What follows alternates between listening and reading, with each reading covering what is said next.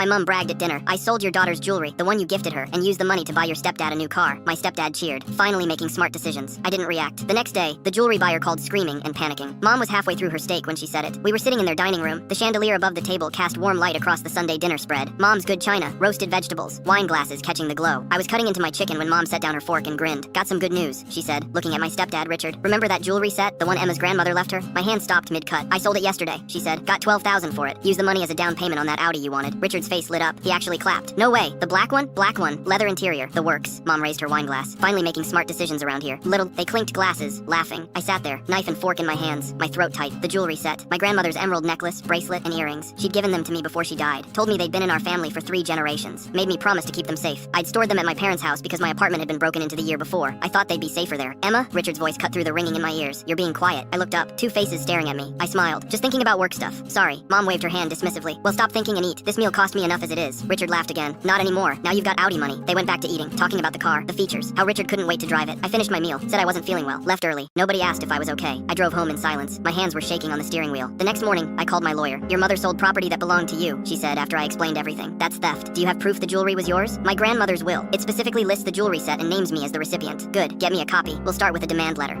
I went to the bank where my grandmother's will was stored in a safety deposit box, made copies, sent them to my lawyer. Then I did something else. I called the jewelry buyer Mom had sold to. Found his number through the pawn shop database online. Small operation, family owned. Mr. Chen, this is Emma Martinez. My mother sold you an emerald jewelry set yesterday. Yeah, beautiful pieces. 12,000. Fair price. I'm sure it was. I just wanted to let you know those pieces were stolen. I'm the legal owner. I have documentation. Silence on the other end. I've already contacted my lawyer and filed a police report. The jewelry will need to be returned as evidence. You should receive official notification within 48 hours. You should receive official notification within 48 hours. If you want to wait, your mother said. My mother lied. She stole from me and sold my property without permission. I'm sorry you got caught in the middle, but I'm recovering what's mine. I hung up. For the next week, I acted normal. I didn't call my parents, didn't text, just went to work, went to the gym, lived my life. My lawyer sent the demand letter. Mom called me twice. I didn't answer. The police report was filed. The jewelry buyer contacted the police, panicked because he'd resold one of the pieces already and would have to buy it back at a loss. Everything was moving. Then came the family dinner. Mom's birthday. She'd invited me weeks ago. I showed up with flowers and a smile. She and Richard were already there. The Audi was parked in the driveway. We ate, made small talk. Mom opened presents. Then her phone rang. She looked at the screen, frowned, stepped into the kitchen to answer. I could hear her voice rising. What do you mean seized? That's my car. Richard's phone rang next. He answered. Went pale. There what? No, that's I didn't know. Mom came back into the dining room. Her face was red. What did you do? She said, looking at me. I set down my fork. I filed a police report for theft. The jewelry buyer contacted authorities. They're seizing the car as proceeds from stolen property. You'll both likely face charges. Richard stood up. You can't do this. I already did. Mom's face went white. Emma, please, we can work this out. No, my voice was calm, steady. You stole from me. You celebrated it. You made me watch you celebrate it. Her hands were shaking. That jewelry was just sitting there. It was mine. Grandma gave it to me. You had no right. The room went silent. Richard was staring at his phone, at the texts coming through. Repo notices, court dates. Mom sank into her chair. I stood up, picked up my purse. Happy birthday, Mom. I walked to the door, stepped outside, and got in my car. Full story on the channel linked below.